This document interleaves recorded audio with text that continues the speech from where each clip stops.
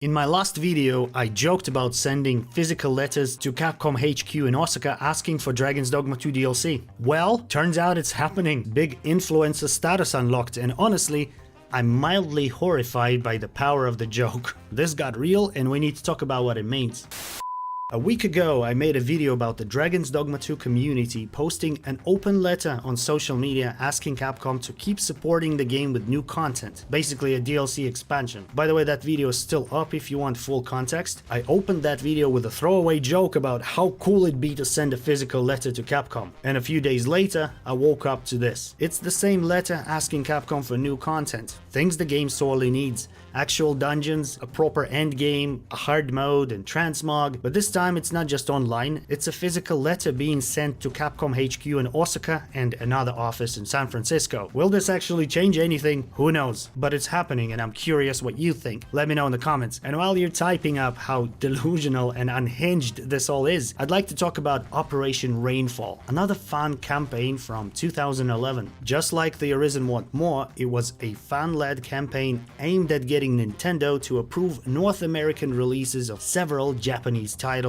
Xenoblade Chronicles, The Last Story, and Pandora's Tower on the Wii. They used hashtags and social media, but also bombarded Nintendo with phone calls and mailed letters. I personally think phone calls are a bit too much, like terrorizing some poor intern over at Nintendo with nerd rage. It's a bit cruel. I think sending physical letters is a better way to go. In any case, all three titles were eventually released in North America on the Wii. Some people still debate whether Operation Rainfall had anything to do with that, but the timing and visibility of the campaign make it hard to dismiss. They were covered by big outlets like IGN, Games Radar, Kotaku, and Eurogamer. They were criticized by YouTubers to questionable effect.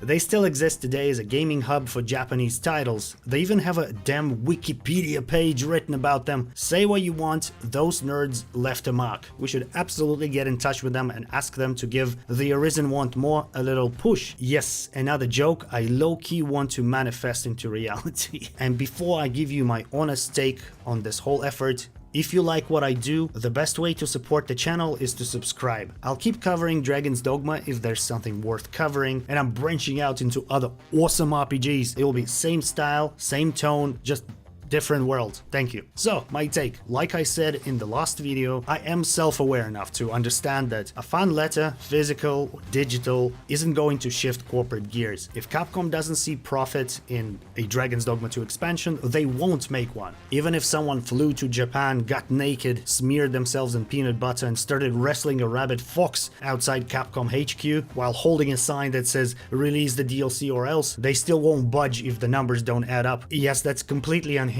but I think it proves the point. No matter how passionate the fandom is, corporations don't respond to chaos, they respond to money. That said, I still think this matters. It sets a precedent, it shows there's demand. Even Dragon's Dogma Online, the game Capcom abandoned and never released outside Japan, has what, 3,000 people online on a fan server? There is demand. The problem is the community is burned out, jaded. And I get it, but games with cult following sometimes need cultish actions. Does this particular cult require black robes or restraining jackets?